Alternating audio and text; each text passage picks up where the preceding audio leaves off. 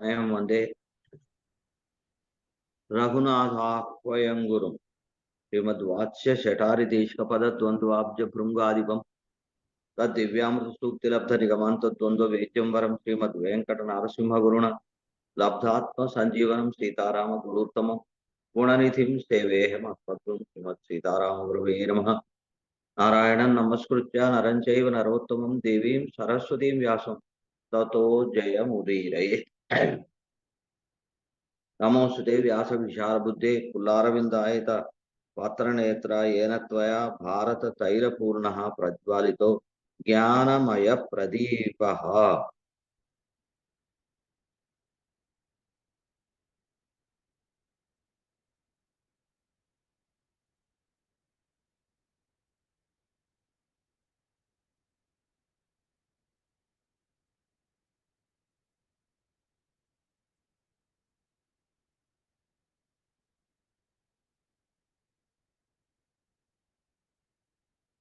ప్రియ భాగవతోత్తములారా, మనము నిన్న ద్రౌపదీదేవి ధర్మరాజుకు బదులు సమాధానం చెప్తున్న విషయాన్ని అధ్యయనం చేస్తూ ఉండినాము. దాంట్లో అందరికీ కూడా ధాత విధాత అంటే భగవంతుడు, అతడికి తోడ్పడేటువంటి కర్మ అంటే మనం చేసినటువంటి పూర్వజన్మలలోని మంచి శబ్రలు ఉన్నాయో అవి, ఈ రెండిటి ద్వారానే భగవంతుడు అందరినీ కూడా నిర్వహిస్తూ ఉన్నాడు. ఆయన ఒక కర్రతో చేసిన బొమ్మను ఎట్లాగైతే ఆ ఆడించేటువంటి వ్యక్తి తన ఇష్టం ప్రకారం కదిలిస్తూ నడిపిస్తుంటాడో, అదే విధంగా భగవంతుడు కూడా ఈ జీవులను నడిపిస్తూ ఉంటాడు. భగవంతుడు అందరిలో కూడా ఆకాశం వలె వ్యాపించి ఉన్నాడు. ఆయనే మన యొక్క పూర్వజన్మ సుకృత దుష్కృతాలకు అనుగుణంగా కళ్యాణం ఎదివా పాపకం, మనం చేసినటువంటి మంచి గాని పాపమును గాని అనుసరించే సుఖమును గాని దుఃఖాన్ని గాని ఇస్తూ ఉంటాడు. ఆ విధంగా తాడుతో కట్టివేయబడినటువంటి పక్షి ఎట్లాగైతే ఆ తాడు ఉన్నంత వరకే పోగలుగుతుంది, అవతల ఎగరలేదు, ఆ విధంగానే కర్మ అనే త్రాడు చేత కట్టబడినటువంటి జీవులందరూ కూడా ఆయన వశంలో ఉంటూ ఉన్నారు. కాకపోతే తాను త్రాడు చేత కట్టివేయబడి ఉన్నాను అనే విషయం తెలియకుండా నేను స్వతంత్రుని అని అనుకుంటూ ఉంటాడు. అలాగే ఇతరుల మీద తన యొక్క అధికారాన్ని ప్రయోగించడానికి ప్రయత్నం చేస్తూ ఉంటాడు. అన్యేషాం ఆత్మన ప్రభువు, తనకు తాను ప్రభు అని అనుకుంటాడు, ఇతరులకు కూడా నేనే ప్రభువును అనుకుంటాడు. కానీ వాస్తవానికి ఒక విలువైనటువంటి మణి తనని దారం మధ్యలో కూర్చబడి ఉన్నట్లుగానే దారం మీద ఆధారపడి ఉంటుంది. రత్నాల హారం చేస్తే ఆ దారాన్ని రత్నాలకు రంధ్రాలు చేసి వాటి మధ్యలో నుంచి దారం దూర్చి హారాన్ని దండను తయారు చేస్తారు. ఆ పూసల పేరు రత్నాల పేరు తయారవుతున్నది. మనకు బయటికి దారం కనిపించకపోయినా ఆ రత్నాలన్నీ తమ లోపల ఉన్న దారం మీద ఆధారపడి అవి బయటికి మెరుస్తూ ప్రకాశిస్తూ కనిపిస్తూ ఉంటవి. అలాగే గోవృష, బాగా బలిసినటువంటి ఆబోతు, గోవృష, గో శబ్దం చేత ఆవు జాతి మొత్తం చెప్పబడిన వృష అనే పక్కన ఇంకో పదం ఉన్నది కాబట్టి అది ఆబోతు అని అర్థం. ఈ ఆబోతు అది ఎంత బలం కలిగినది అయినప్పటికీ కూడా ముక్కుతాడు గనక వేయబడినట్లయితే అది ఆ ముక్కుతాడును నిర్వహించేవాడు ఎవడు చేతిలో పట్టుకొని దాన్ని నడిపిస్తుంటాడో దాని ప్రకారమే నడుస్తుంది తప్ప, తన బలము ఎంత ఉన్నప్పటికీ కూడా స్వేచ్ఛగా ఆ ఆబోతు నడవలేరు. అలాగే మన యొక్క కర్మ కూడా ఆ విధంగా మనల్ని ముందుకు నడిపిస్తూ ఉంటుంది. ధాతురాదేశం అన్వేతి తన్మయోహి తదర్పణః. భగవంతుని యొక్క ఆదేశాన్ని అనుసరించే ఆ ఆ ఆబోతు నడుస్తుంది. అట్లాగే మనం కూడా ఉంటాము. కాబట్టి కాదాయె నా ఆత్మాధీనః మనుష్యః అయం. అందుచేత ఈ లోకంలో కనిపించే మనుషులెవరు కూడా తమ ఇష్టం ప్రకారము నడుచుకునే వాళ్ళు కాదు. తమ వశములో వాళ్ళు లేరు. మనకు కనిపించకుండా ఉండేటువంటి భగవంతుని యొక్క అధీనంలో, కర్మకు అధీనంలో లొంగి ఉంటూ ఉన్నారయ్యా. ఆయా సమయాలు వచ్చినప్పుడు కాలం భజతి కంచన. ఒక్కొక్కప్పుడు సుఖాన్ని, ఒకప్పుడు దుఃఖాన్ని పొందుతుంటాడు. ఎలాగైతే గట్టున ఉన్నటువంటి చెట్టు వరద బాగా వచ్చినప్పుడు ఆ వరదలో కొట్టుకుపోయి కొంత దూరం మధ్యలో ప్రవహించి ఇంకా ఎక్కడో పోయి చివరికి ఎక్కడో ఒక ఒడ్డుకు తేలుతున్నట్లుగానే ఈ విధంగా సుఖ దుఃఖములను ఎరగకుండానే ఈశ్వరుడు ప్రేరితుడై భగవంతుడి చేత ప్రేరేపింపబడి పొందుతున్నాడు. అట్లాగే ఈ శరీరంతోటే కాకుండా చా చేసేటువంటి పనులేవో కొన్ని సుఖము, దుఃఖము అనుకోని దానికోసమని ప్రయత్నాలు చేసి వాడు చివరికి గచ్చే స్వర్గం నరకమేవా. చివరికి స్వర్గానికి గాని, నరకానికి వెళుతూ ఉంటాడయ్యా. శక్తివంతుడైనటువంటి గాలి, ఎదురు గాలి వచ్చినప్పుడు తృణాగ్రాణి తృణాగ్రాణి అంటే గా గడ్డి యొక్క కొసలు, గడ్డి పరకల యొక్క చివరలను అవి ఏం చేస్తాయి? వంగి ఉంటవి. గాలి పోయినప్పుడు మళ్ళీ నిటారుగా నిలుస్తూ ఉంటాయి. ఆ విధంగా ధాతురేవం వశం యాంతి సర్వభూతాని భారత. లోకంలోని ఎటువంటి ప్రాణులన్నీ కూడా భగవంతుడికి స్వాధీనమై ఉన్నాయి. కాబట్టి ఆర్యే కర్మణి యుంజాన పాపే వా పునరీశ్వరః వ్యాప్య భూతాని చరతే నచాయమితి లక్ష్యతే.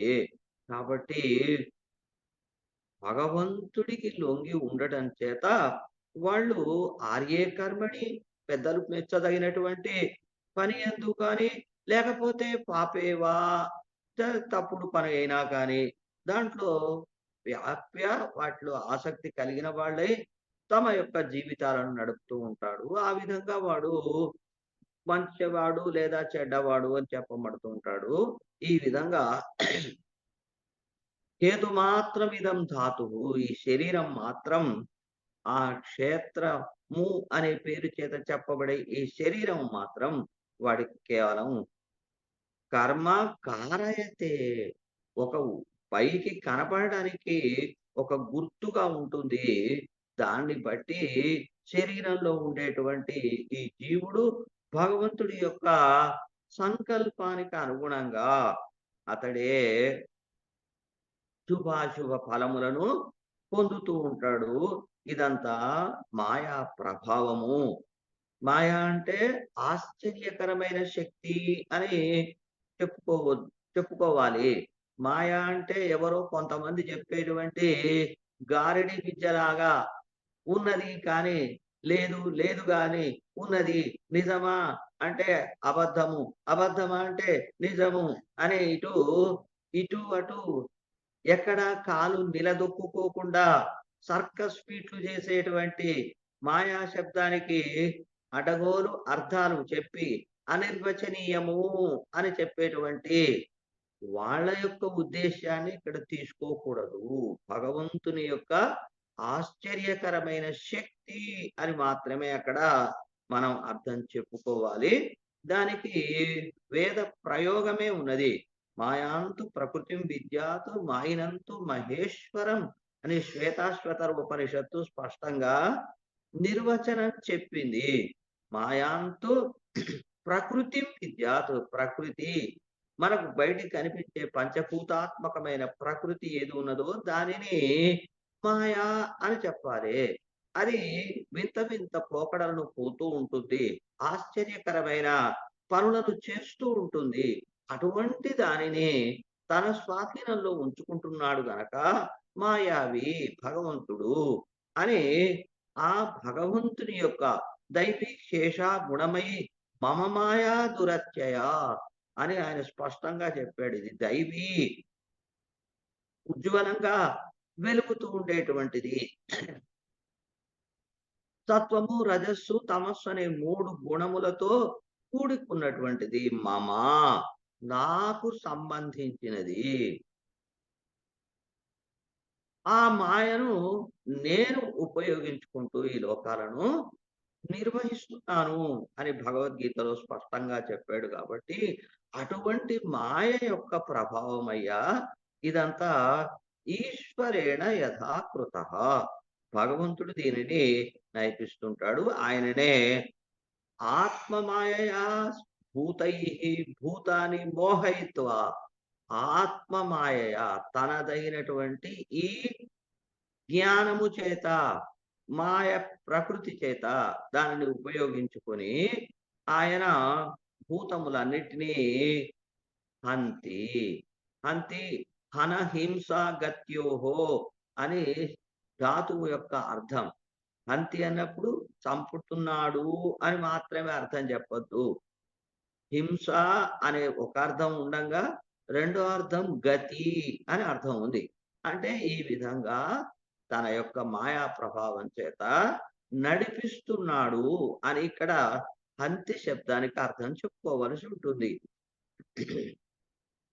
అయితే ఇటువంటి విషయంలో కొంతమంది అన్యథా పరిదృష్టాని మునిభిః తత్వదర్శిభిః, కొంతమంది తత్వమును విచారించినటువంటి వాళ్ళు ఉన్నదానికి భిన్నంగా మరొక తీరుగా వాళ్ళు కనిపిస్తూ ఆలోచన చేసినారయ్యా. కాబట్టి ఇదంతా అన్యథైవ హి వర్తంతే పురుషాః తాని తాని చ, వాళ్ళు కలిగినటువంటి జ్ఞానం చేత వాళ్ళు చూచిన చూపు ప్రకారము అన్యథైవ అన్యథైవ హి వేరు వేరుగానే వాళ్ళు ఆ ఆలోచన ప్రకారం ముందుకు నడుస్తున్నారయ్యా. వాస్తవానికి ఒక కట్టెను గాని, ఒక రాయిని గాని పగులగొట్టి చీలిస్తే అందులోపల ఆత్మ అనేటువంటిదేమీ కనిపించదయ్యా. కాకపోతే అది అయశ్చింద్యాత్ నిర్విచేష్టం అచేతనం. అయస్సు అంటే ఉక్కు ముక్క. ఆ ఉక్కు ముక్క చేత మరొక ఉక్కు ముక్క పగులగొట్టబడుతుంది. ఒక కట్టె చేత మరొక కట్టె విరిచివేయబడుతుంటుంది. ఈ విధంగానే భగవాన్ దేవః స్వయంభూః ప్రపితామహః. ప్రపితామహః, పితామహః అంటే బ్రహ్మ. ప్రపితామహః అన్నప్పుడు ఆయనకు తండ్రినైన నారాయణుడు అని స్పష్టంగా అర్థం చెప్పుకోవాలి. స్వయంభూ, ఆయన స్వయంభూ అంటే ఆయనను పుట్టించిన వాడెవడు లేడు కనుక, కాబట్టి ఆయన స్వయంభూ. భగవాన్ దేవః, భగవత్ శబ్దము దేవ శబ్దము రెండు కూడా కేవలం శ్రీమన్నారాయణుడికే చెల్లుతాయి. మిగతా వాళ్ళకెవరికి కూడా చెల్లడానికి హక్కు లేదు. చెప్పుకోవడానికి కూడా వాళ్ళకు యోగ్యత లేదు. ఎల్లప్పుడూ జ్ఞానానందమయుడై ప్రకాశించేవాడు గనక ఆ లోకాలన్నిటినీ కూడా తన యొక్క సంకల్పం ప్రకారం సృష్టిస్తూ, రక్షిస్తూ, చివరికి తన కడుపులో దాచుకుంటూ, సృష్టి స్థితి లయాలను చేస్తూ, ఇవే ఒక ఆటలుగా బాల క్రీడనకైరివా, పిల్లవాడు ఆటబొమ్మలతో ఆడుకున్నట్లుగానే ఆడుకుంటూ ఉండేటువంటి ఉజ్వలమైనటువంటి జ్ఞానానందమయుడైన వాడు కనుక దేవః అని ఆయనకే చెల్లుతున్నది. అలాగే జ్ఞాన, శక్తి, బలైశ్వర్య, వీర్య, తేజస్సులు అనేటువంటి 6 గుణములు నిండుగా ఉన్నవాడికే భగవత్ శబ్దము వర్తిస్తుంది. షణ్ణాం ఐశ్వర్యస్య సమగ్రస్య వీర్యస్య యశస్య శ్రియః జ్ఞాన విజ్ఞానయోశ్చైవ షణ్ణాం భగ ఇతీరిత అని విష్ణు పురాణంలో దాని యొక్క నిర్వచనం చెప్పబడింది. ఆ విధంగా 6 గుణములు నిండుగా ఎక్కడ ఒక చీమ కాలంత కూడా కొరత లేనంతగా సమగ్రమైనటువంటి జ్ఞానం కలిగిన వాడు మాత్రమే భగవత్ శబ్ద వాచ్యుడు. అటువంటి భగవంతుడు దేవః స్వయంభూః ప్రపితామహః. ఈయన ఈ లోకాలన్నిటినీ నిర్వహిస్తూ ఉన్నాడు. నిహంతి భూతైః భూతాని. ఒక భూతముతో మరొక భూతాన్ని ఢీకొట్టిస్తూ ఆయా సందర్భాల్లో వాళ్ళకి ఆ సుఖ దుఃఖాలను కలిగిస్తున్నాడయ్యా. సంప్రయోజ్య వియోజ్యాయం కామకార కర ప్రభుః. ఆయన సంప్రయోజ్య వియుజ్య ఆయా సుఖ దుఃఖములతో కూర్చడం, వాటితో విడదీయటం, ఆ విధంగా కూరుస్తూ ఆయా వ్యక్తులకు సుఖములను దుఃఖములను కూరుస్తూ విడతీస్తూ ఆయన కామకార కరహ తన ఇష్ట ప్రకారము నిర్వహించేటువంటి వాడు. ఆయనకు ఇట్లా చెయ్యవయ్యా అని చెప్పేవాడెవడు లేడు. నతశేషే కశ్చన అని స్పష్టంగా వేదం నిర్వచించింది. తస్య ఆ భగవంతుడికి ఈశ శాసించే విషయంలో కశ్చన నా ఏ ఒక్కడు కూడా లేడు. అంటే ఆయన స్వతంత్రుడు. ఆయన ఇష్టం ప్రకారమే అన్నిటినీ నిర్వహిస్తుంటాడు. క్రీడతే భగవాన్ భూతైః బాలః క్రీడనకైః ఇవ. అంచేత ఆయన భగవంతుడు ఆటలు ఆడుకుంటాడు. కాకపోతే మాతా పితృవత్ రాజన్ దాత భూతేషు వర్తతే. ఆయన కన్న తల్లి వలె ప్రేమగా చూచుకుంటాడు. అలాగే పితృవత్ తండ్రి వలె కూడా తండ్రి హితమును కోరుతాడు. తల్లి ప్రియమును కోరుతుంది. ఎప్పుడు కూడా సంతోషాన్ని, నచ్చిన పనిని నచ్చేటట్లుగా వాడికి ప్రవర్తించి ప్రియమును కలిగిస్తుంది తల్లి. తండ్రేమో హితమును కోరుతాడు. వాడు ఎట్లా బాగుపడతాడు అని బాగుపడే విషయాన్ని కోరి అందుకు అవసరమైతే ఒకప్పుడు కాస్త కఠినంగా దండించి అయినా వాడికి మేలును చేకూరుస్తాడు కనుక భగవంతుడు కూడా మాతృ పితృవత్ దాత భూతేషు వర్తతే. ఈ ప్రాణులన్ని విషయంలో కూడా భగవంతుడు ఆ విధంగా తల్లి తండ్రుల వలె వ్యవహరిస్తుంటాడు.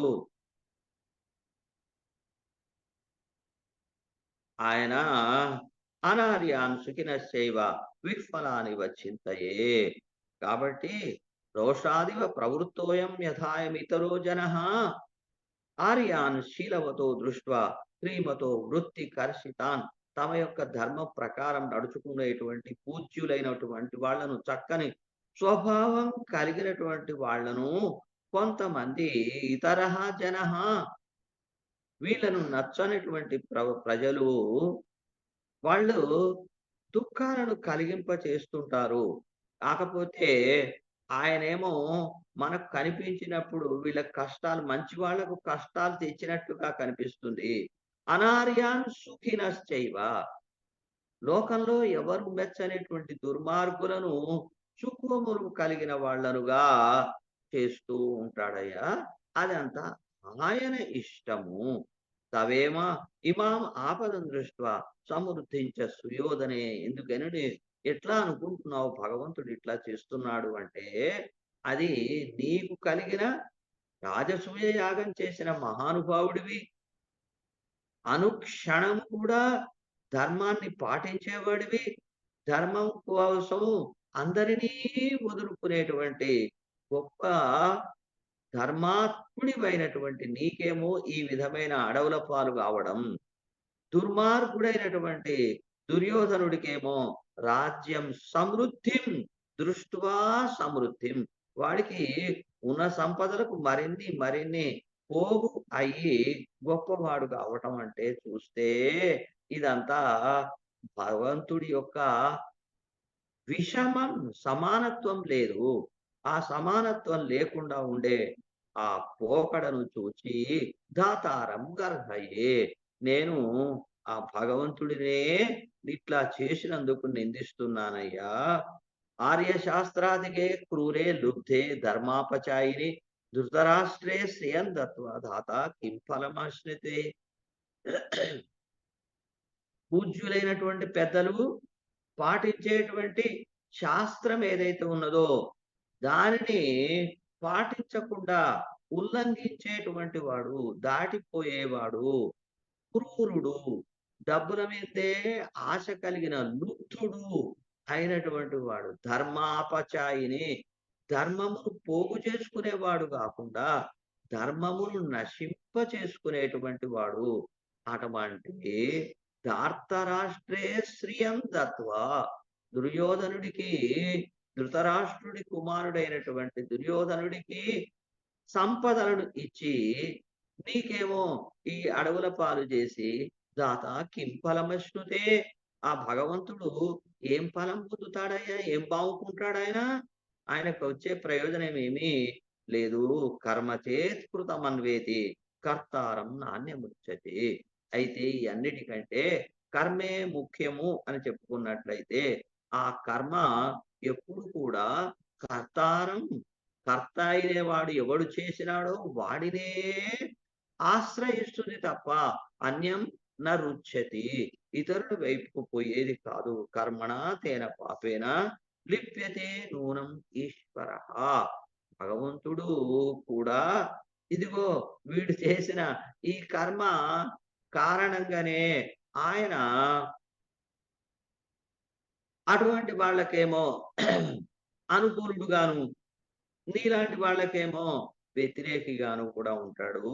కాబట్టి అథ కర్మ కృతం పాపం నచేత్ కర్తారం రుచ్యతి కారణం పరమేవేహ జానన్ శోచామి దుర్భరాన్.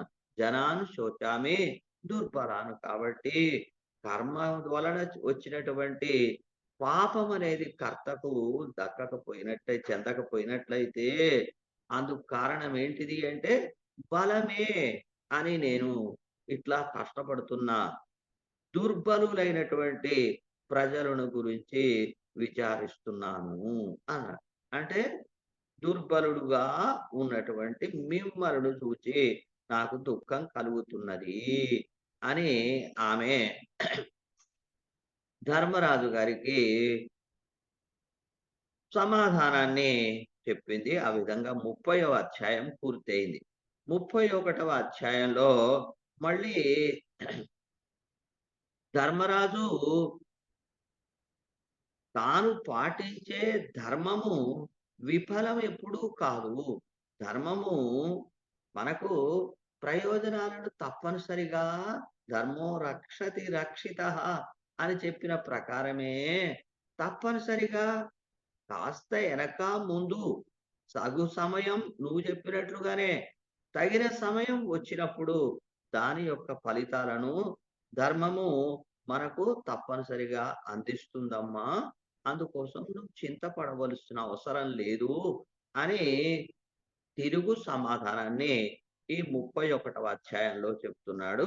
యుధిష్ఠిర ఉవాచ. ఓ ధర్మరాజు చెబుతున్నాడు. వల్గు చిత్రపదం శ్లేష్ణం యాజ్ఞసేని త్వయా వచః ఉక్తం తచ్చుతం అస్మాభి నాస్తిక్యంతు ప్రభాషసే. అయితే నీవు మాట్లాడిన మాటలు చాలా వింతమైన ఆశ్చర్యమైనటువంటి అద్భుతమైన పదములతో, మాటలు కొత్తగా ఉపయోగించే భాషలో నైపుణ్యం ఉన్నటువంటి చక్కని పదాలతో మృదువైనటువంటి పదాలతో నీవు చక్కగా మాట్లాడినావమ్మా. అయినప్పటికీ నీవు చెప్పినదంతా ఎంత మనోహరంగా మృదువైన భాషలతో ఉన్నప్పటికీ కూడా దాంట్లో ఒకటి మాత్రం కనిపిస్తున్నది. నాస్తిక్యం. నువ్వు ఏమిటి? నాస్తి, అస్తి, నాస్తి.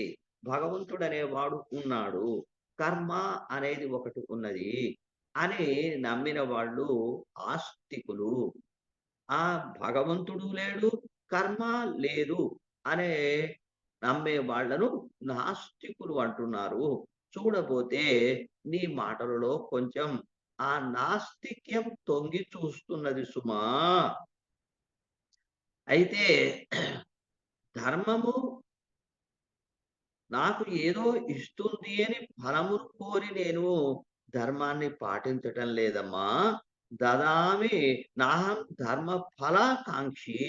నేను ధర్మము వలన ఈ ప్రయోజనం దక్కుతుంది అని చెప్పి ధర్మమును ఆచరించడం లేదు.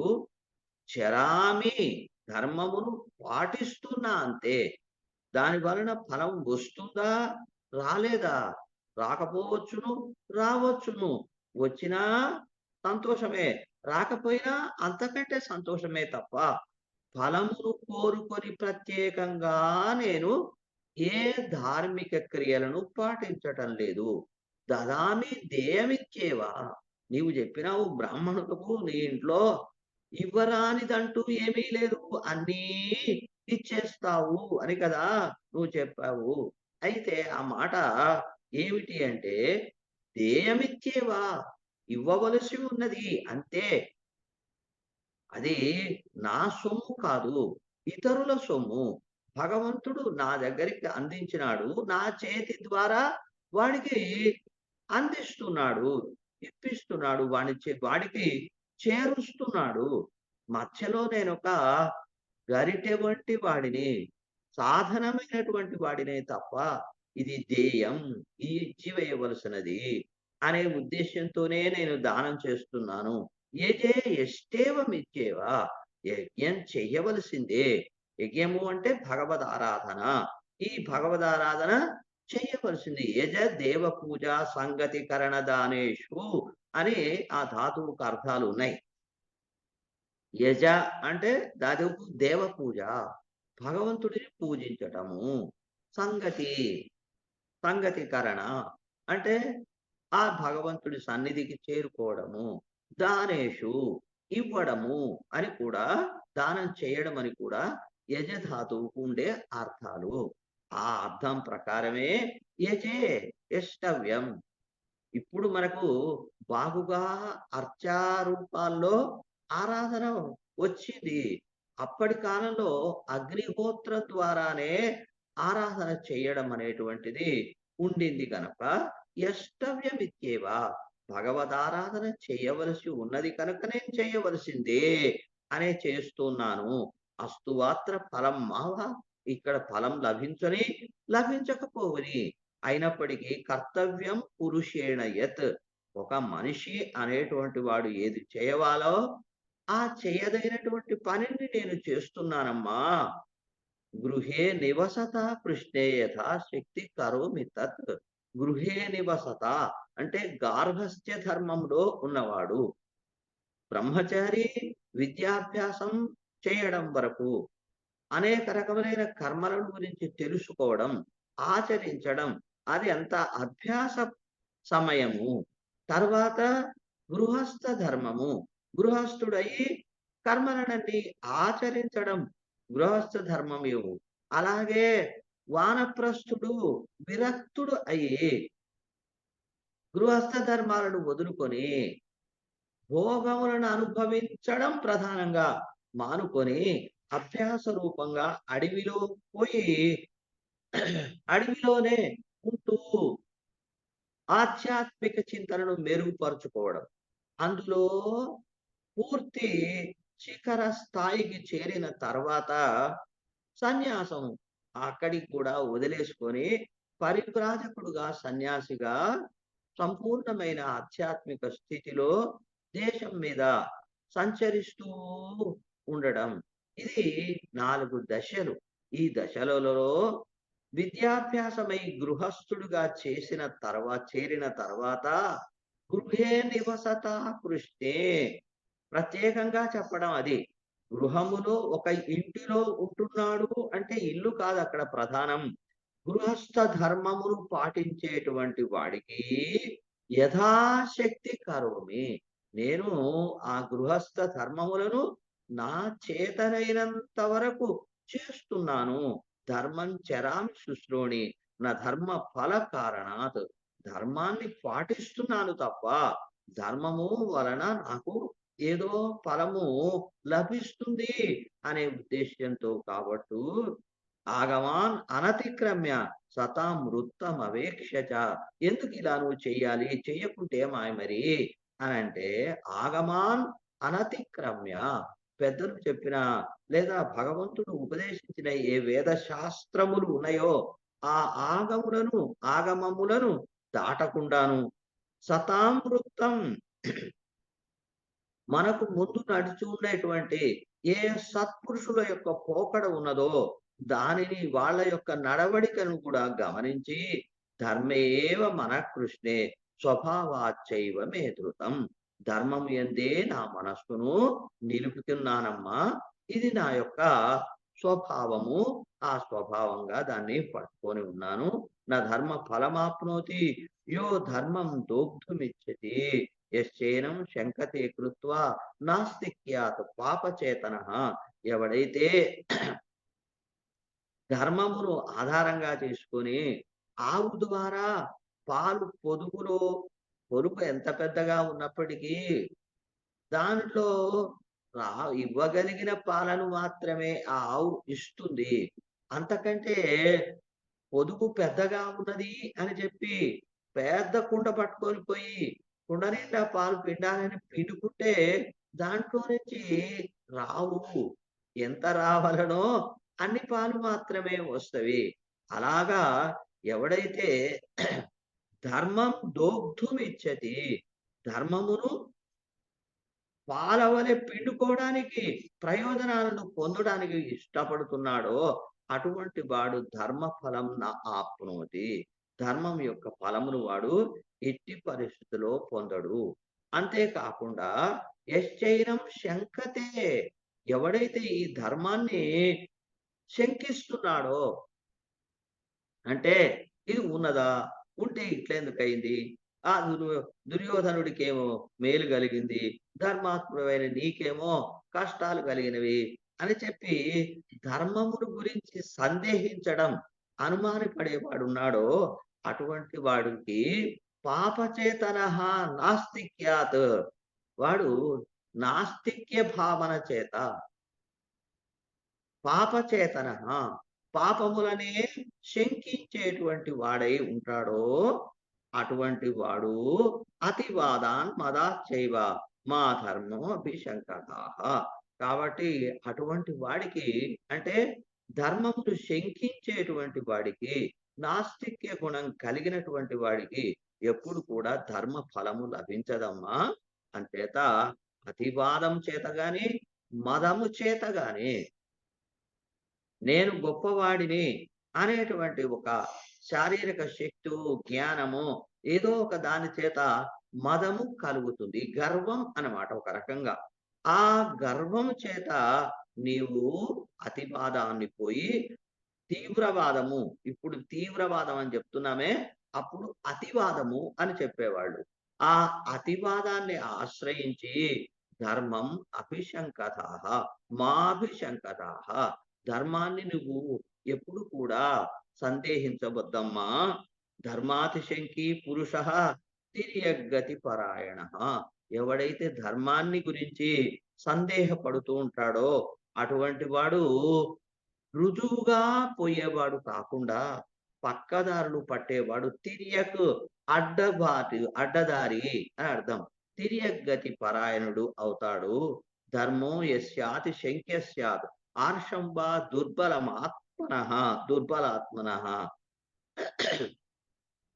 ఎవడైతే ధర్మాన్ని అతిగా శంకిస్తున్నాడో ఉన్నదో లేదో నాకు ఏమి ప్రయోజనం ఎందుకు ఈ ధర్మం? నేను పాటించకపోతే ఏమిటి అని చెప్పి ధర్మం మీద అనుమానం పెట్టుకొని శంకించేటువంటి వాడు.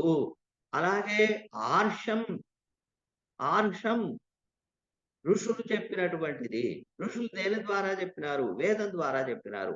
కాబట్టి ఆ వేదము యొక్క ఆజ్ఞల ప్రకారము, ఆదేశాల ప్రకారం నడుచుకునేటువంటి పెద్దల యొక్క పోకడనైనా వాడు శంకించినట్లయితే ఏమవుతుంది? ఆ ధర్మము వేదాత్ శూద్రైవ అపేయాత్.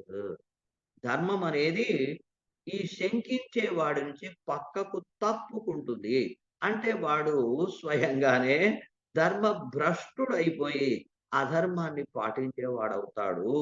కాబట్టి లోకాద్ అజరామరాత్, అజరామరం అంటే ఏనాడు నాశనము లేకుండా ఉండేటువంటి శాశ్వతమైనటువంటి లోకము నుంచే వాడు భ్రష్టుడు అవుతాడు. ధర్మమును పాటిస్తూ, పాటిస్తూ ముందుకు సాగిన వాడే భగవంతుడికి సంతోషాన్ని కలిగించి, ఆ భగవద్ అనుగ్రహం చేత శాశ్వతమైన లోకాలకు చేరుకుంటాడు. అదే ముక్తి. ధర్మం పాటించని వాడికి ఇటువంటి లోకం అనేటువంటిది, ముక్తి అనేటువంటిది లభించదయ్యా.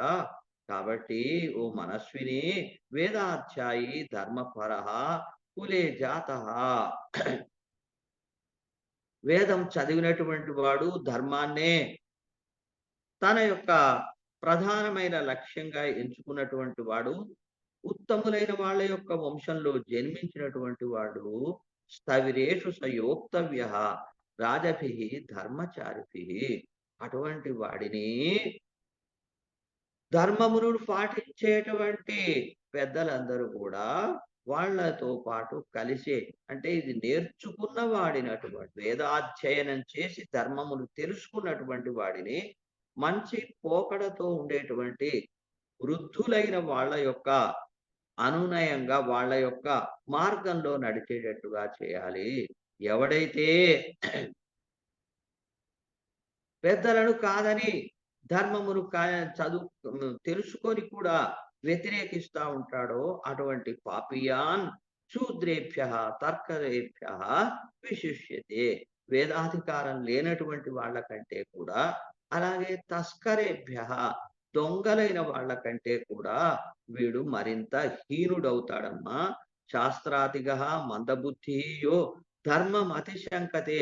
శాస్త్రముని ఉల్లంఘించి, వేదాన్ని ఉల్లంఘించిపోయేటువంటి వాడు, చురుకైన బుద్ధి లేకుండా మందబుద్ధి అంటే ఆలోచన చెయ్యకుండా ఈ విధంగా ప్రవర్తించే నాస్తిక బుద్ధితో ఉండే వాడు ధర్మాన్ని అతిశంక చేస్తాడో వాడు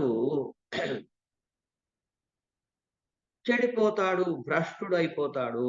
ప్రత్యక్షం హి త్వయా దృష్టః ఋషిర్గచ్చన్ మహాతపాః మార్కండేయో అప్రమేయాత్మ ధర్మేణ చిరజీవిత. అది నీకు స్పష్టంగా ధర్మంగా పాటించినటువంటి మహానుభావుడు మార్కండేయుడు ధర్మాన్ని పాటించడం చేత చిరంజీవిత్వాన్ని పొందినాడమ్మా. వ్యాసో వశిష్ఠో మైత్రేయో నారదో లోమశః శుకః అన్యే చ ఋషయః సర్వే ధర్మేణైవ సుచేతసః. వాళ్ళు తమ యొక్క ధర్మములను పాటించడం చేతనే వ్యాసుడు, వశిష్ఠుడు, మైత్రేయుడు, నారదుడు, లోమశుడు, రోమశుడు అంటారు, లోమశుడు అంటాడు. లకారానికి, రకారానికి భేదం లేదు.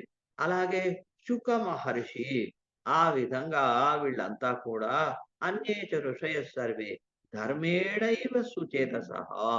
వాళ్ళంతా ఆయా ఉన్నతమైన స్థితిని, లోకంలో అందరి చేత ప్రశంసింపబడే స్థితిని, మహానుభావత్వాన్ని పొందినారమ్మా. ఇంకా వీళ్ళే కాదు, చాలా మంది ఇట్లాంటి వాళ్ళు ఉన్నారు. వీళ్ళంతా దివ్యమైన యోగంతో కూడుకొని ఉన్నారు. శాపానుగ్రహణే శక్తాన్. వాళ్ళు ఎలాంటి వాళ్ళు? శాపించగలరు, అలాగే అనుగ్రహించగలరు. అంటే తాము సాధారణమైన మానవులుగానే ఒక తల్లి కడుపులో జన్మించినప్పటికీ కూడా తాము ధర్మాన్ని తప్పనిసరిగా ఎటువంటి అనుమానం లేకుండా గట్టిగా విశ్వసించి మహావిశ్వాసంగా ధర్మాన్ని పాటించడం చేత క్రూరులైన వాళ్ళను, అపచారం చేసిన వాళ్ళను శపించగలుగుతున్నారు. ఉపచారము చేసినటువంటి ఉత్తములైన వాళ్లకు మంచి వరములను కూడా అనుగ్రహించగలిగిన వాళ్ళు అయినారు. శాపానుగ్రహణే శక్తాన్. శాపములను ఇవ్వగలగలను, అనుగ్రహించడంలోను కూడా వాళ్ళు శక్తులై ఉన్నారు. వాళ్ళు ఎంతటి గొప్పవాళ్ళంటే దేవేభ్యోపి గరీయసః.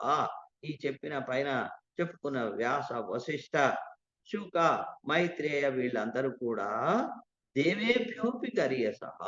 దేవతలందరికంటే కూడా చాలా గొప్ప వాళ్ళమ్మా. ఆ గొప్పతనం వాళ్లకు ఆధిక్యం ఎట్లా వచ్చింది అంటే ధర్మమేవాదౌ వర్ణయంతి. కాబట్టి వాళ్ళకొచ్చింది ధర్మమే. ఆ ధర్మం వలనే వాళ్ళు పాటించినందువలనే ఈ శక్తిని సంపాదించుకోగలిగినారు. కనుక ధర్మమే అన్నిటికీ, అన్ని శక్తులకు, అన్ని వైభవాలకు మూలమైనది అని వాళ్ళు చెప్తున్నారయ్యా. చెప్తున్నారమ్మా. కాబట్టి కర్తవ్యం అమర ప్రఖ్యాః ప్రత్యక్ష ఆగమ బుద్ధయః. కాబట్టి అమర ప్రఖ్యాః దేవతల చేత కూడా ప్రశంసింపబడేటువంటి వాళ్ళు, దేవతలతో సమానమైనటువంటి వాళ్ళు కూడా ప్రత్యక్ష ఆగమ బుద్ధయః. ప్రత్యక్షము అంటే నేరుగా కనపడేది. అది మనందరికి కనపడటం లేదా అంటే, మనకు కనపడేది ఎదురుగా ఉన్నది మాత్రమే. కానీ భగవంతుడు ఈ ధర్మాన్ని పాటించిన ఋషులందరూ కూడా గడచిపోయిన కాలంలోది గాని, రాబోయేటువంటి కాలంలో గాని జరిగే విషయాలన్నిటినీ కూడా తమ కళ్ళ ముందుగా జరుగుతున్నట్లుగానే వాళ్ళు దర్శించగలుగుతారు. అందుకు కారణం ఆగమము అంటే వేదము. ఆ వేదము, జ్ఞానము తద్వారా అన్నిటినీ కూడా తెలుసుకుంటున్నారు. కాబట్టి నార్హసి కళ్యాణి ధాతారం ధర్మమేవచ. ఓ కళ్యాణి, ఆయన ఎంత ప్రేమగా చెప్తున్నాడు. కళ్యాణి మంగళకరములైనటువంటి స్వరూపము కలదానా. ముందు ముందు మంగళములనే పొందబోయేదానా అని ఆమెను సంబోధిస్తూ ధాతారం ధర్మమేవచ. భగవంతుడిని గాని, ధర్మాన్ని గాని నిందించడానికి తగినవు కాదమ్మా, నిందించకూడదు. రజో మూఢేన మనసా క్షేప్తుం శక్తితమేవచ. ఎప్పుడైనా ఆ రజోమూఢం, రజో రాగాత్మకం విద్ధి అని భగవద్గీతలో చెప్పినట్లుగా మనిషిలో ఉండే రాగము అంటే సంపదల మీద, భోగాల మీద, సుఖాల మీద ఉండే ప్రేమ, ఆ ప్రేమ కమ్ముకోవడం చేత అవి కోల్పోయినాము అనేటువంటి బుద్ధి చేత, అదే రజో మూఢేన చేతస. ఆ రాగము చేత కమ్ముకునబడి మంచి చెడు ఏమిటి అనే విచారం చెయ్యలేకపోవడం చేత నీవు ఆక్షేపిస్తున్నావు, అలాగే శంకిస్తున్నావు ధర్మాన్ని. భగవంతుడిని ఆక్షేపిస్తున్నావు, ధర్మాన్ని శంకిస్తున్నావు. ఇట్లాంటివి చేయవద్దమ్మా. ఉన్మత్తాన్ మన్యతే బాలః సర్వాన్ ఆగతి నిశ్చయాన్. బాలుడు, చిన్నపిల్లవాడు ఏ జరిగే పోయే మంచి చెడులన్నిటినీ కూడా తెలియక ఆగత నిశ్చయాన్ ఉన్మత్తాన్ మన్యతే. వచ్చేటువంటి వాటిని అన్నిటినీ కూడా పిచ్చివాళ్ళుగా భావిస్తూ ఉంటాడు. పిచ్చివి అని. ఎందుకంటే విచారించే తెలివి వాడికి, ఆ బాలుడికి లేదు గనక ధర్మాతి శంకి నాన్యస్మిన్ ప్రమాణం అధిగచ్చతి. ధర్మాన్ని శంకించేటువంటి వాడు ఇతరుల యొక్క మాటల యందు ఒక ప్రమాణాన్ని పొందడు. ఆత్మ ప్రమాణ ఉన్నత. వాడు ధర్మాన్ని శంకించేవాడు ఆత్మ ప్రమాణ. తాను చెప్పినదే ప్రమాణము అని ఇతరులమైనటువంటి ప్రమాణ విషయాలను, శాస్త్రాలను, పెద్దల యొక్క పోకడను, పెద్దల యొక్క మాటను నమ్మడు. అటువంటి ఆత్మ ప్రమాణుడు అలాగే స్వేచ్ఛగా వ్యవహరించేటువంటి వాడు శ్రేయసో హ్యవమన్యతే. మంచి పనులు చేసేటువంటి వాళ్ళను, కలగబోయేటువంటి మంచులను కూడా అవమానం చేస్తూ ఉంటాడు. ఇంద్రియ ప్రీతి సంబద్ధం యదిదం లోక సాక్షిగం ఏతావన్ మన్యతే బాలః మోహమన్యత్ర గచ్చతి. ఇంద్రియ ప్రీతి సంబద్ధం, ఇంద్రియములకు అంటే త్వచక్షు శ్రోత్ర జిహ్వా ఘ్రాణములు వీటి ద్వారా అనుభవించేది ఏదైతే ఉన్నదో, లోకంలో ఏది కనిపిస్తున్నదో ఇది మాత్రమే సత్యము, మిగతాది ఏమీ లేదు అని మోహం అన్యత్ర గచ్చతి. మన కంటికి కనపడకుండా ఉండేటువంటి విషయంలో ఏమీ తెలియని వాడు అవుతున్నాడు. అలాంటి బాలుడి వలె ప్రవర్తించేటువంటి, ప్రమాణములను గుర్తించినటువంటి, భగవంతుడిని కర్మను ద్వేషించేటువంటి, అతిశంకించేటువంటి వాడికి యో ధర్మం అతిశంకతే ప్రాయశ్చిత్తం న తస్యాస్తి. ధర్మమును ఎవడైతే అతిగా శంకిస్తూ ఉంటాడో అటువంటి వాడికి ప్రాయశ్చిత్తం అనేది లేదు. పొరపాటయిందండి అని చెబితే ఆ జరిగిన పొరపాటును, తప్పును సరిదిద్దుకోవడానికి ప్రాయశ్చిత్తము అనేది లేదమ్మా. కాబట్టి ప్రాయశ్చిత్తం లేనివాడు చేసిన పాపానికి అనుగుణంగానే లోకాన్ న ప్రతిపద్యతే, ఉత్తమమైన లోకాలను వాడు పొందబోడమ్మా. కాబట్టి ప్రమాణార్థి నివృత్తో హి వేద శాస్త్రార్థ నిందక కామల కామలోభానుగో మూఢో నరకం ప్రతిపద్యతే. ప్రమాణములైనటువంటి వేదములు, పెద్దల యొక్క సదాచారము, ఆ స్మృతులు, గ్రంథాలు మొదలైన వాటిని కాదనుకొని పోయేటువంటి వాడు కామములు భోగములను అనుభవించాలి అని వాటి అందే ఆశ కలిగిన వాడై మంచి చెడును విచారించే జ్ఞానం లేక మూఢుడైనటువంటి వాడు ఖచ్చితంగా వాడు వేద శాస్త్రార్థ నిందక. వేదములను, శాస్త్రములను, అందులో చెప్పబడిన సూక్ష్మ అంశములను కూడా నిందిస్తున్నటువంటి వాడై ప్రమాణములను తప్పిపోయి వాడు చిట్ట చివరికి చెడిపోయిన మార్గం కలవాడై చెడు మార్గమును పట్టి నరకం ప్రతిపద్యతే. ఈ లోకంలో ఎవడైతే ఇట్లా ప్రమాణాలకు భిన్నంగా నడుచుకుంటాడో, పెద్దల యొక్క పోకడకు భిన్నంగా ఉంటాడో, ధర్మాన్ని పాటించడో అటువంటి నాస్తికుడు తప్పనిసరిగా నరకానికే పోతాడు. ఎవడైతే చక్కని ఒక నిశ్చయాన్ని చేసుకొని ధర్మాన్ని మాత్రమే పాటిస్తాడో అశంకమానః కళ్యాణి సో అముత్ర అనంత్యం అశ్నతే.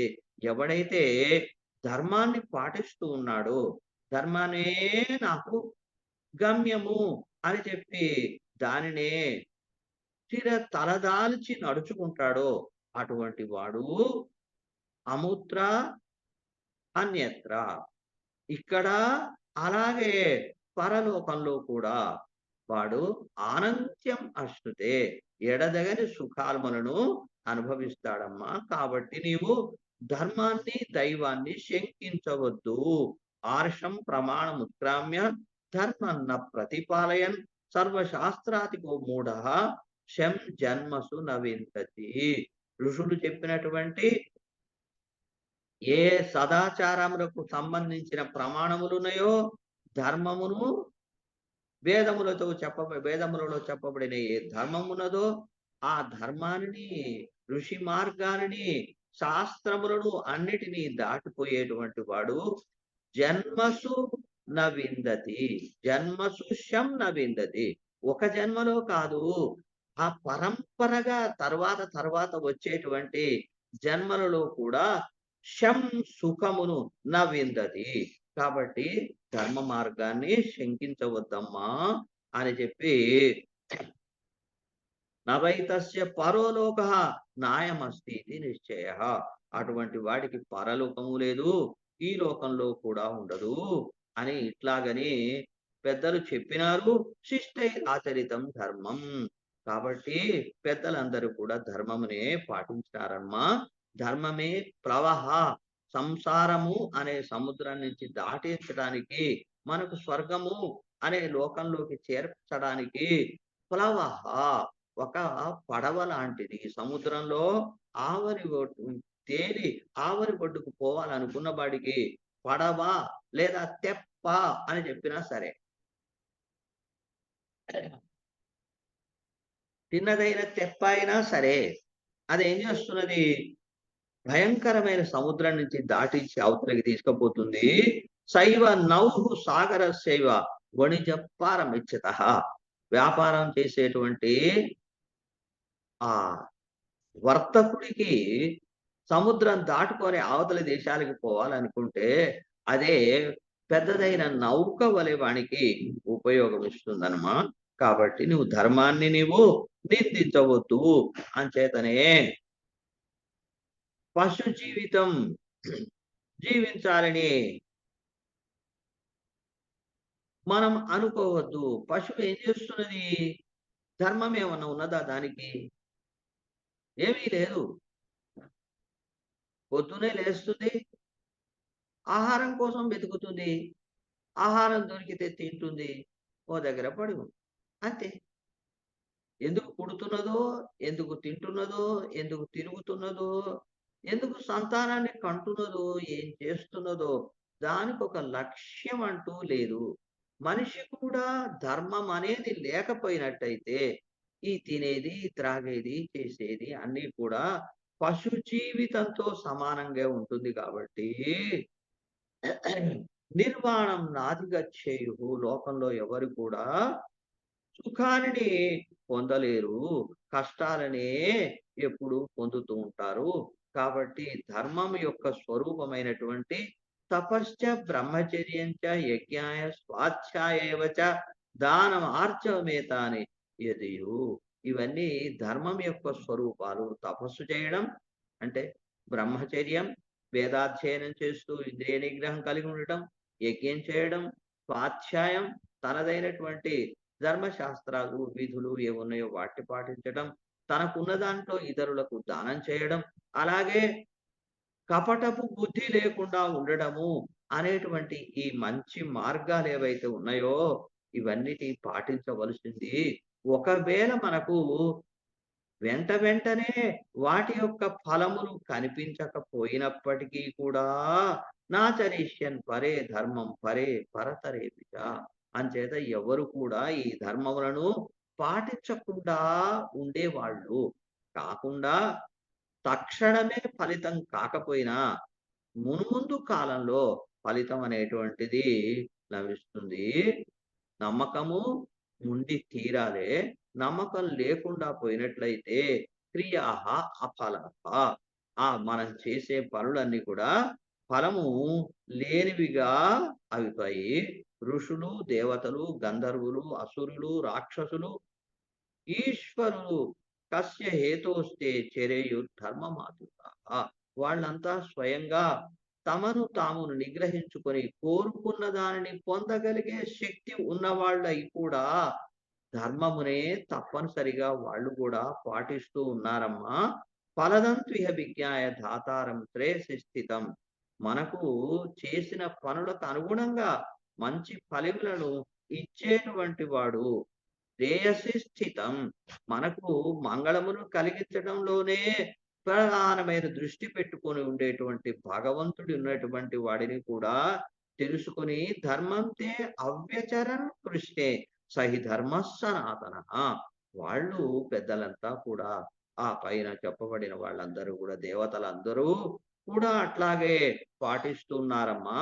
కాబట్టి సచాయం ధర్మ సఫలో ధర్మ నా ధర్మో అఫలః ఉచ్యతే. ధర్మం అనేటువంటిది ఎప్పుడు కూడా చక్కని ఫలితములను ఇస్తుంది. ఫలితములు ఇవ్వదు అని అనుకోకూడదమ్మా.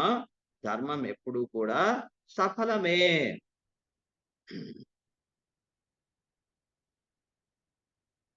లోకంలో మహర్షులు పాటిస్తున్న తపస్సులకు గాని, వాళ్ళు పాటించే విద్యలకు కానీ అన్నిటికీ కూడా ఫలితములు కనిపిస్తున్నవి. వేత్తచాపి యథా జాతో దృష్టద్యుమ్న ప్రతాపవాన్. వాళ్ళు చేసిన సత్కర్మల ఫలితంగానే దృష్టద్యుమ్నుడు జన్మించినాడు. నీవు కూడా అట్లాగే తెలుసుకొని పుట్టినటువంటి దానివి. యజ్ఞం ద్వారా మీ తండ్రి చేసిన ఉత్తమమైన క్రియ ద్వారా నీవు, మీ అన్న కూడా ఇట్లాంటి శక్తివంతులైనటువంటి వాళ్ళు జన్మించినారు. కాబట్టి అవన్నీ తెలుసుకో. ఇదే పర్యాప్తం ఉపమానం. ధర్మము, కర్మ అనేటువంటిది తప్పనిసరిగా ఫలం ఇస్తుంది అనే విషయాన్ని నీవు తెలుసుకో. అందుకు పర్యాప్తం ఉపమానం, తగినటువంటి ఉదాహరణ ఇవ్వడం జరిగింది. కర్మణాం ఫలమస్తితి ధీరో అల్పేన అపి తుష్యతి. ధైర్యం కలిగిన వాడు, బుద్ధిమంతుడైన వాడు చేసిన కర్మ వలన పెద్దగా ఫలితం లభించకపోయినా, కొద్ది ఫలితం లభించినప్పటికీ దానివల్ల నాకు చేసినందుకు తగిన ఫలితం లభించిందిలే అని సంతోషిస్తాడు. అదే అవిద్వాంసః, తెలివి లేని పండితులైన వాళ్ళెవరున్నారో, పండితులు కాని వాళ్ళెవరున్నారో, అబుద్ధయః బహునాపి అతుష్యంతి. వాళ్ళు బుద్ధి లేని వాళ్ళు, మంచి చెడు విచారించగలిగి, నేను చేసిన క్రియ ఎటువంటిది? నాకు కలిగిన ఫలితం ఎంతపాటిది? అని దాని గురించి విచారించకుండా ఎవరైతే అతుష్యంతి సంతోషపడరో వాళ్ళు మూర్ఖులమ్మా. తేషాం న ధర్మజం కించిత్ ప్రేత్య కర్మాస్తి శర్మవ. అలాంటి వాళ్లకు, మూర్ఖులకు, బుద్ధి లేని వాళ్లకు ధర్మం వలన కలిగే ప్రయోజనం అంటూ ఏమిటి ఉండదు. కాబట్టి లోకంలో సాధారణంగా కర్మలు, పుణ్యములు కావచ్చు, పాపములు కావచ్చు, రెండిటికి కూడా ఫలోదయః, కర్మములకు ఫలం అనేది తప్పనిసరిగా జరుగుతుంది. ప్రభవశ్చ అప్యయశ్చైవ దేవ ఉచ్యాని భావని. ఎప్పుడైతే ఈ కర్మములకు ఈ ఫలితం వస్తున్నది, ఇది ఫలితము అనే విషయం అది మాత్రం దేవతలకు కూడా తెలియదనటువంటిది. కాబట్టి కొంతమంది ప్రజలు ఈ విషయంలో మోహాలను, అజ్ఞానాన్ని పొందుతున్నారు. అంచేత ఈ కర్మలను, ధర్మములను మనం తప్పనిసరిగా కాపాడుకోవాలి, పాటిస్తూ ఉండాలి. గూఢమాయాహి దేవతాః, ఆశ్చర్యకరమైన శక్తులు కలిగినటువంటి వాళ్ళు దేవతలు. వాళ్ళు ఎప్పుడు ఇయ్యాలో అట్లాగా వర్తిస్తారయ్యా. కృషాంగాః, బక్కచిక్కిన శరీరం కలిగిన వాళ్ళు, చక్కగా తమ యొక్క వ్రతములను, దీక్షలను పాటించేవాళ్ళు, తపస్సు చేయడం ద్వారా తమ యొక్క పాపములనన్నీ పోగొట్టుగలిగినటువంటి వాళ్ళు, ప్రపన్నై ప్రసన్నై మానసై యుక్తాః, ప్రశాంతమైన మనస్సు కలిగినటువంటి వాళ్ళు అయిన ద్విజాః ఏతాని పశ్యంతి. వీటిని వాళ్ళు, ఇదిగో ఇప్పుడు ఈ ఫలితం నాకు దీని వలన లభించింది, ఈ ఫలితం దీని వలన లభించింది అని వాళ్ళు స్పష్టంగా గుర్తిస్తున్నారు. కాబట్టి ఫల అదర్శనాత్, తక్షణమే నీకు కనిపించనంత మాత్రం చేత ధర్మాన్ని గురించి శంకించొద్దు. నా దేవతాః శంకితవ్యాః, దేవతలను గురించి కూడా ఫల ప్రదానం చేసేటువంటి దేవతలను కూడా నీవు శంకించకూడదు. యష్టవ్యం ప్రయత్నేన, ఫలితం వచ్చిందా రాదా, అది ఎప్పుడొస్తుంది అని దానికోసం ఎదురు చూడకుండా ప్రయత్నేన యష్టవ్యం, చాలా పూనుకొని ప్రత్యేక శ్రద్ధ వహించి ఆయా కర్మలను చెయ్యాలి. యజనము చేయాలి, యాగాలు చేయాలి. దాతవ్యంచ అనసూయత, అలాగే అందరికీ అవసరమైన వాళ్లకు పంచిపెట్టాలి. అనసూయత, ఒకడికి ఉన్నది వాడికి కలిగింది గదా, నాకు లేదు గదా అని చెప్పి వాళ్ళ విషయాలను గురించి అసూయ అనేది, ఓర్వరానితనము అనేది లేని వాళ్ళగానే ఉండాలి. కర్మణాం ఫలమస్తిహ తదైతద్ ధర్మశాసనం బ్రహ్మా ప్రోవాచ పుత్రాణం. బ్రహ్మగారే స్వయంగా చేసిన ఫలములన్నిటికీ తప్పనిసరిగా ఫలం ఉంటుంది అని చెప్పి, ఇది ధర్మ శాసనము అని కూడా బ్రహ్మగారు స్వయంగా చెప్పినాడు. ఆ బ్రహ్మపుత్రుడైన కాశ్యపుడు కూడా స్పష్టంగా చెప్పినాడు. అంచేత ఓ తల్లి నీ యొక్క ఏ సంశయం ఉన్నదో, మేము ఇంత ధర్మంగా పాటిస్తున్నప్పటికీ కూడా మాకు కష్టాలొచ్చినాయి. అధర్ముడు అయినటువంటి దుర్యోధనుడికి సంపదలు కలిగినయి అని చెప్పి ధర్మాన్ని నీవు శంకించవద్దు సుమా. విమృశ్య సర్వమస్తీతి నాస్తిక్యం భావముచ్యుత. కాబట్టి అన్నీ మనకు నిదానంగా ఏవేవి ఎప్పుడు రావాలో అప్పుడు తప్పనిసరిగా కలుగుతవి, అన్నీ ఉన్నవి అనే ఆస్తిక్య బుద్ధితో నాస్తిక్యాన్ని మర్చుకో. ఈశ్వరం చాపి భూతానాం దాతారం మాంచ వైక్షిప. ఈశ్వరుడిని ఆక్షేపించకు. అలాగే భూతానాం, భూతములన్నిటికీ ప్రభు అయినటువంటి వాడు ఆయన. ఆ ప్రభువు కర్మలను ఆధారంగా చేసుకొని లోకములోని అందరినీ పోషించేటువంటి వాడు. అటువంటి ధాతను, కర్మను, మాంచ ఆ ధర్మాన్ని పాటిస్తూ ఉండే నన్ను కూడా మాక్షిప ఆక్షేప చెయ్యొద్దు. శిక్షస్వ ఏనం. ఈ ధర్మాన్ని అనుసరించి నువ్వు నడుచుకో. నమస్వ ఏనం. భగవంతుడికి నమస్కారం చెయ్యి. మాతే అభూతు బుద్ధి రీదృషి. ఇటువంటి ఆ నాస్తిక్య బుద్ధి, ధర్మశంకమైనటువంటి బుద్ధి నీకు ఎన్నడూ కలగకుండా ఉండుగాక. యస్య ప్రసాదాత్ తద్భక్తో మర్త్యో గచ్చతి అమర్త్యతాం. ఆ భగవంతుని యొక్క అనుగ్రహం కనుక ఉన్నట్లయితే ధర్మభక్తుడు, ధర్మస్వరూపుడైన భగవంతుని యొక్క భక్తుడైన వాడు మర్త్యుడు అమర్త్యతాం గచ్చతి. అమర్త్యతాం మరణము లేని స్థితిని పొందుతాడు. ఏమిటి మరణము లేని స్థితి అంటే ముక్తి అని చెప్పుకోవాలి. దేవత్వం పొందుతాడు అంటే ఏమైంది? ఈ దేవతలు కూడా మనకంటే ఎక్కువ కాలం బతుకుతారు అంతే. మనం 100 సంవత్సరాలు బతికినామనుకోండి, వాళ్ళ ఆ దేవలోకంలో ఉండే ప్రమాణం ప్రకారం వాళ్ళు 1000 సంవత్సరాలో, 2000 సంవత్సరాలో బతుకుతారు. ఆ తర్వాత వాడు కూడా చచ్చిపోయేవాడే. మన చేత మనం అమర్త్యులు అని వాళ్ళని మాత్రం అనుకోకూడదు. అమర్త్యత్వం అంటే మళ్ళీ పుట్టుక లేకుండా, మరణం లేకుండా ఉండేటువంటి స్థితి మోక్షమే. ఆ విషయాన్ని చెప్పుకోవాలి. కాబట్టి యస్య ప్రసాదాత్, ఏ భగవంతుని యొక్క, ఏ ధర్మం యొక్క అనుగ్రహం చేత భక్తః మర్త్యః అమర్త్యతాం గచ్చతి.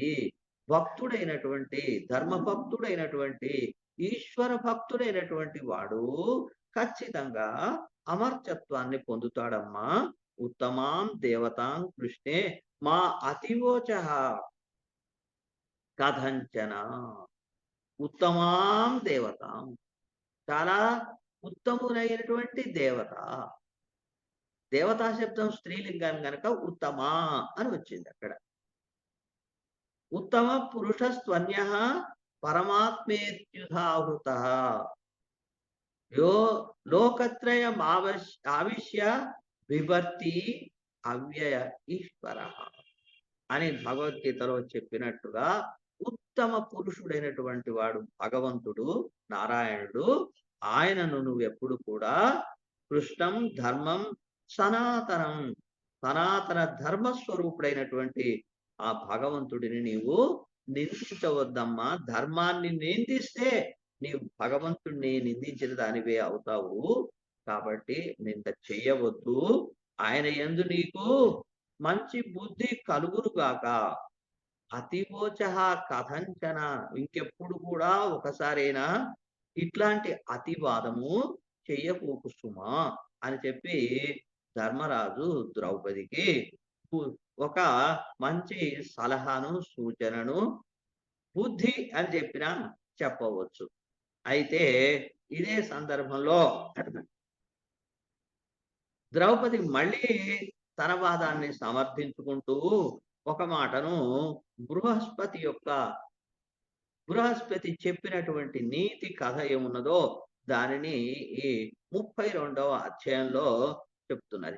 అప్పుడు ద్రౌపది దానికి సమాధానం ఏమంటున్నదంటే, "అయ్యా!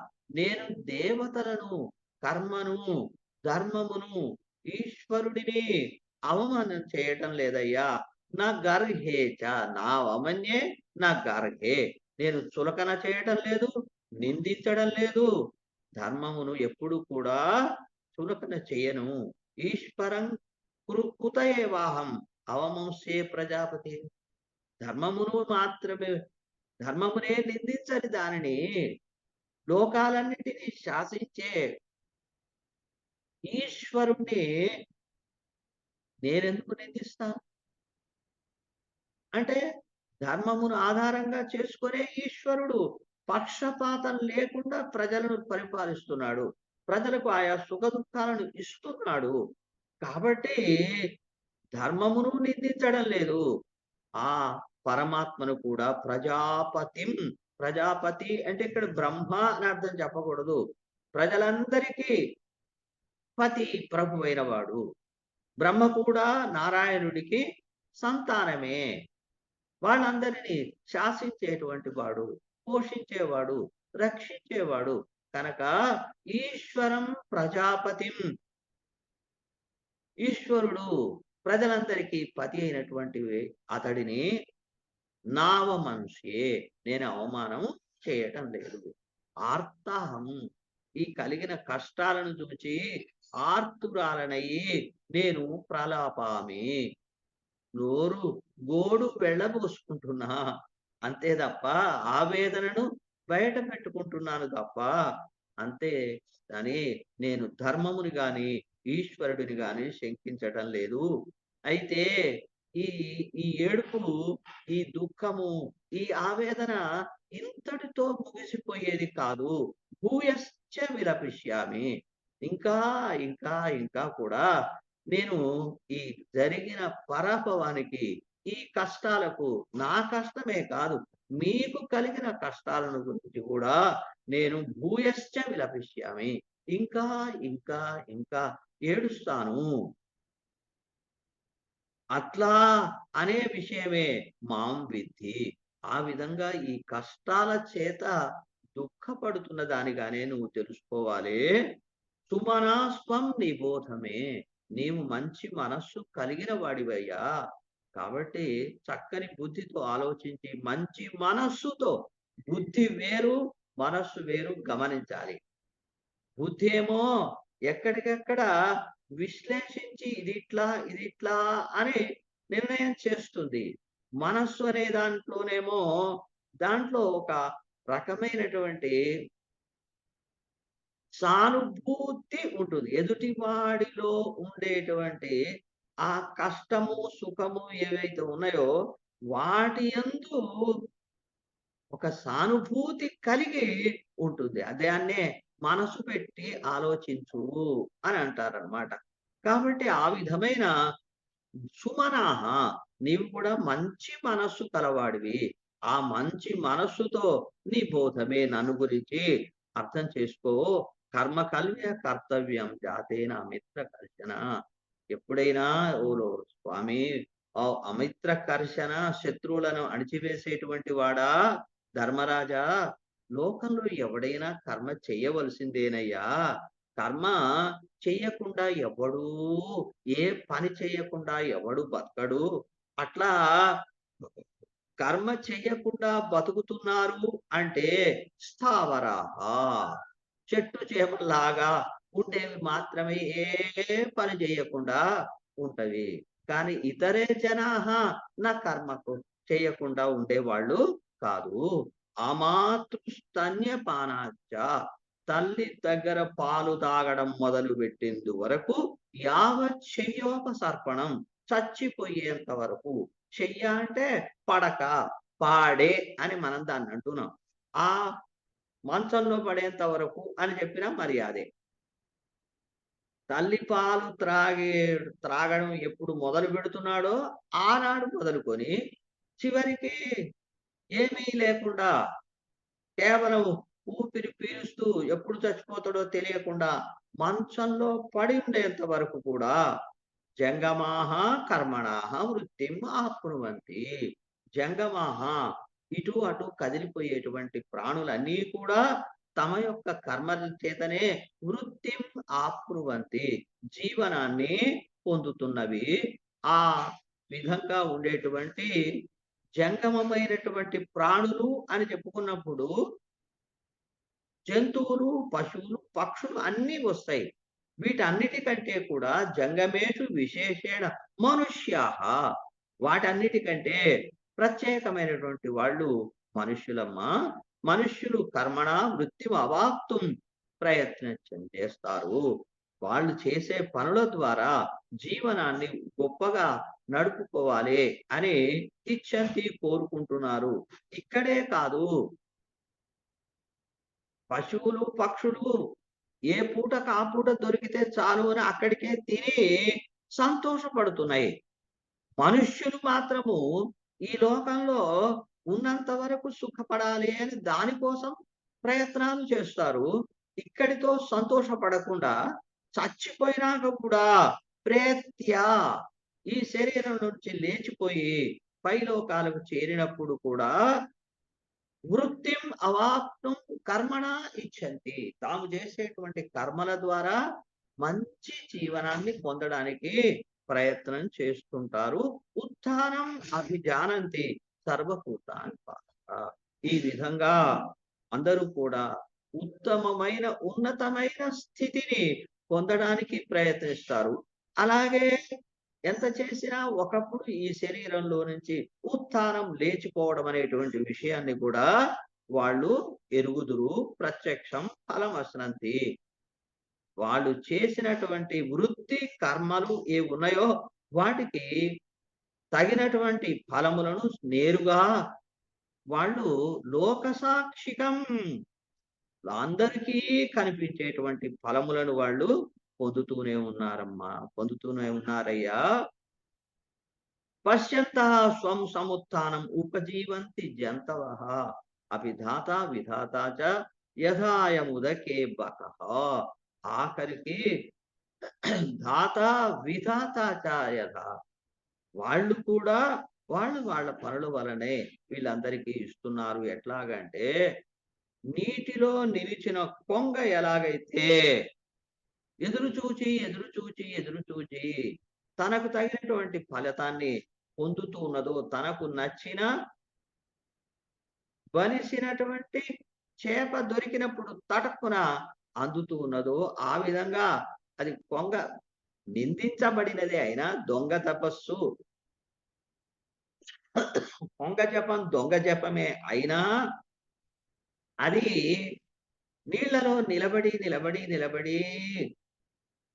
తనకు నచ్చిన, తనకు కావలసిన ఆహారం లభించేంత వరకు ఎదురు చూచి అమాంతం దానిని ఆహారంగా స్వీకరిస్తున్నది. అట్లాగే లోకంలో మనమందరం కూడా ఆ పాలు తాగే స్థితి నుంచి ఈ చనిపోయేంత వరకు ఏవో ఏవో పనులను చేస్తూ కూడా తాము జీవిస్తున్నారు. మరింత వృద్ధి పొందాలని ప్రయత్నిస్తున్నారు. కాబట్టి నీవు కూడా, నేను చెప్పేది ఏమిటి అంటే, స్వకర్మ కురు. నీదైనటువంటి ఏ క్షత్రియ ధర్మం ఉన్నదో ఆ క్షత్రియ ధర్మాన్ని పాటించవయ్యా. మా కర్మణ మాహాసిహి కర్మణ భవ దంశిత.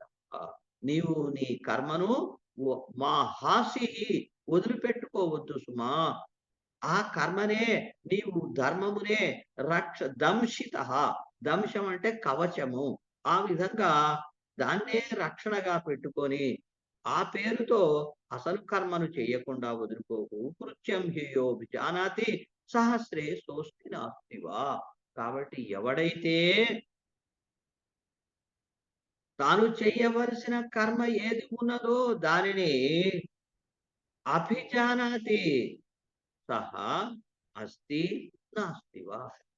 వేల మందిలో ఒక్కడైనా తనదైన విధిని, కర్తవ్యాన్ని తెలుసుకుంటున్నాడో లేదో అంటే సందేహంగానే ఉన్నది. ఇది తస్య చాపి భవేత్ కార్యం వివృతౌ రక్షణే తథా. కాబట్టి తన కర్మ ఇది అని గుర్తించి దాని ప్రకారం నడుచుకోకుండా ఏదో అందరూ లోకం పోకడ పోయినట్లుగా నడుచుకునేటువంటి వాడు కూడా తాను వివృతౌ రక్షణే, తాను పొందాలి అనుకున్నా గాని దాన్ని ఆ కర్మ ద్వారా తనను రక్షించుకోవాలనుకున్నప్పటికీ కూడా కార్యం భవేత్, తప్పనిసరిగా ఒక కర్మను చెయ్యవలసే ఉన్నది. తస్య చాపి భవేత్ కార్యం వివృతౌ రక్షణే తథా భక్ష్యమాణో హ్యనావాపః క్షీయేత హిమవానపి. అటువంటి ఎవడైతే కార్యము చేయకుండా ఉంటాడో వాడు ఏ ఫలితాన్ని పొందకుండా హిమవాన్ అపి, గొప్పదైనటువంటి హిమాలయ పర్వతం అంత ఎత్తైనటువంటి వాడు కూడా క్షీణము కరిగిపోవడం అనేది తప్పనిసరిగా జరుగుతుంది. కాబట్టి నీవు నీ యొక్క కర్మను ఆచరించవయ్యా, నీ కర్మను మానుకోవద్దయ్యా అని ఆమె సమాధానం చెప్పింది. మిగతాది మళ్ళీ మనం రేపు చెప్పుకుందాం. మంగళాశాసనపరై మదాచార్య పురోగమై సర్వైశ్చ పూర్వైరాచార్యై సత్కృతాయాస్తు మంగళం. జై శ్రీమన్నారాయణ. స్వస్తి. నారాయణ వివరించారు.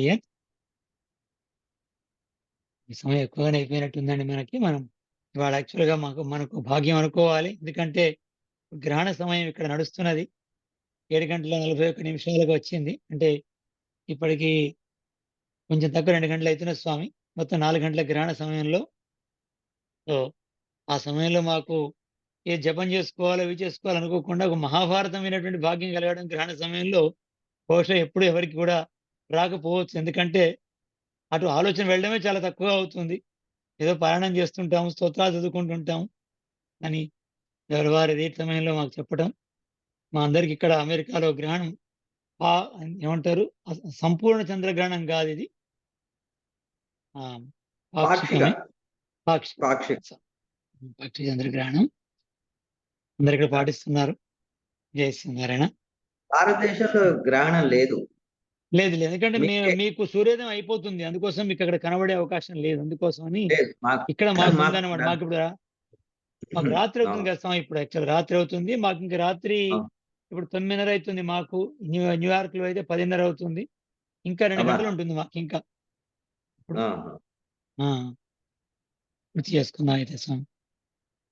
సార్ షేర్ చేసుకుందామా శ్లోకాన్ని?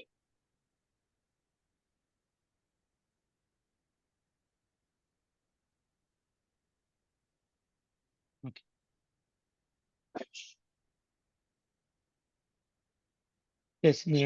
సీతారామతనోభవం గుణనిధిం వేదాంత నిష్ఠాజుషం నల్లాన్ శ్రీ రఘునాథ దేశికమణి శిష్యం దయాసాగరం భారద్వాజ కులాబ్ధి సీత కిరణం జ్ఞానామృతాస్వాదకం శ్రీమద్వేంకట నారసింహమనఘం సేవేహమస్మద్గురుం విశిష్టాద్వైత సిద్ధాంత ప్రచారైక విహారిణి శ్రీమన్నారాయణాచార్య స్వామిని నిత్యమంగళం.